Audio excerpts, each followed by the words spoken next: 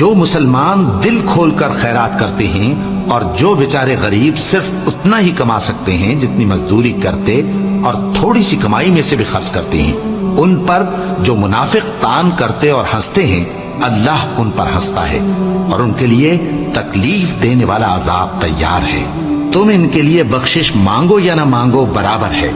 اگر ان کے لیے 70 دفعہ بھی بخشش مانگو گے تو بھی اللہ ان کو نہیں بخشے گا، یہ اس لیے کہ انہوں نے اللہ اور اس کے رسول سے کفر کیا، اور اللہ نافرمان لوگوں کو ہدایت نہیں دیتا۔ جو لوگ غزوہ تبوک میں پیچھے رہ گئے وہ اللہ کے پیغمبر کی مرضی کے برخلاف بیٹھ رہنے سے خوش ہوئے اور اس بات کو ناپسند کیا کہ اللہ کی راہ میں اپنے مال اور جان سے جہاد کریں، اور دوسروں سے بھی کہنے لگے کہ گرمی میں مت نکلنا، ان سے کہہ دو کہ دوزخ کی آگ اس سے کہیں زیادہ گرم ہے،